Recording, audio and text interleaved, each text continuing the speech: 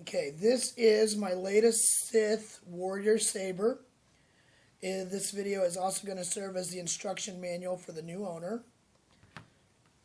You see we've got some neat details here, like we've got some battle wear on the power cell out to the pommel. We've got a partial leather wrap. Our switch box here, it's guarded and protected with a nice big fat anti-vandal switch. And our shroud even has some wear from both heat damage and from, just general wear rubbing up against cloaks and stuff. Under here we've got a shielded switch that is our main power switch.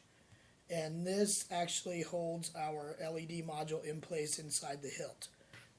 So, we're going to go over here to the battery pack. And we're going to unscrew this with our 2.5mm Allen wrench. Back it pretty much all the way out. Don't let it fall on the ground though. And you see there our speaker is connected to the hilt plug, and our battery pack is there. It runs on 3 AAA batteries. They're nice and easy to change out. You don't have to worry about carrying a charger everywhere. And they're nice and readily available. So once you have your batteries changed out, you just screw that back in place, hold it all together. That's threaded down through this assembly here and threaded into the plug in the back here. Now this plug is cast with Alumilite. It was from a nice little, like a juice bottle lid or something that I found somewhere that I really liked the shape of. And I drilled a hole in it to make it emit the sound for our speaker. So we go up here now, and I don't know if you can see there, I'll show you in a minute. We have a blade plug with a kyber crystal in it, and I know that's not quite exactly canon with lightsabers, but I wanted that exposed crystal just sort of stand out and make it look unique. Our shielded switch in here, this is our main power switch. This sends power from the battery pack up to our sound card and controller in here. And what's going to happen is, okay, so now what we're going to do is we're going to take our Allen wrench and we're going to activate our main power source. And what happens instantly is, because that is set with this switch here to one of the channels on our sound card, that's our shut off switch.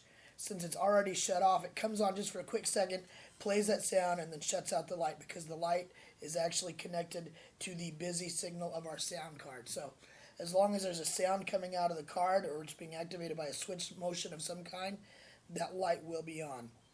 Which brings us then to that right there. Now this is a very basic sound. You have the on, you have the off, and you have that just evil, foul hum going on in it. And if you look down the barrel of the hilt, you'll see there is a blade plug in there with a kyber crystal. And the kyber crystal is made actually from resin. I cast it, shaped it, cut it, and it transfers the light. Now that's for putting on display whenever you don't want to carry the blade around, or if you're doing a cosplay, or if you just have it on your wall hanging up. That's a nice little touch. Again, I know the crystal's not canon. There's usually a mechanism or an emitter, a magnetic ring in there to hold all that plasma in place. But I just like that exposed crystal in the end of it. Alright, so now let's go ahead and shut off our power.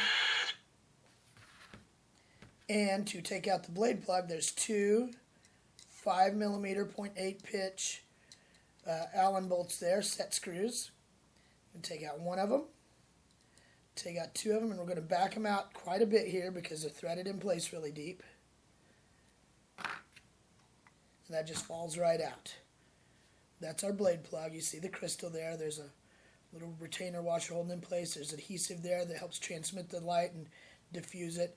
And then I painted the edge of this silver just to give it a little bit more, it'll focus the light more towards the crystal instead of the outer rim of our blade plug.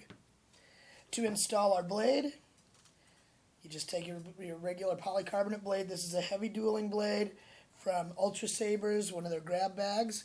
I like to get those because they're cheap, they're still functional, and they are readily available. All you do is you slide that in place, past both of those. All right, and then we're going to tighten those down one at a time. Tighten it down over here. Now I like to have 2 set screws just for security. I know most sabers have 1 set screw to hold it in place, 1 blade retention screw. I like to have a redundant backup system, so that is not coming out. And now what I'm going to do is I'm going to shut off the lights just so you can see how bright this is. So hold on. Okay. We're essentially in a daylight lit room right now. I have a light on the back side of my studio space here that there is natural ambient light coming in. This is what it would look like in your standard household room. So we're going to go ahead and hit ignite.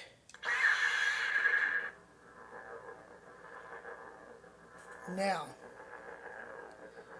inside here, this is powered by a WT588 soundboard with your busy signal going to the light, your 2 channels going to this 1 double position button, and out to the sound card. It is programmable. I can pull it up on my computer, load new sounds in it if I want, and I just like this for a SIth saber sound. Now you'll also see that there's a little bit of pulse to the light in the blade, and that's just a neat added feature that I've found that I really like with the LED being driven by the busy signal off of our sound card. So it just has that sort of pulse to it. Looks like the plasma is just a little unstable, but not so much Kylo Ren unstable. And that is the latest SIth saber to come from my little shop here. I've got a couple more that are commissioned pieces on the way. And Kenny, whenever you get this, I hope you love it as much as I've enjoyed making it.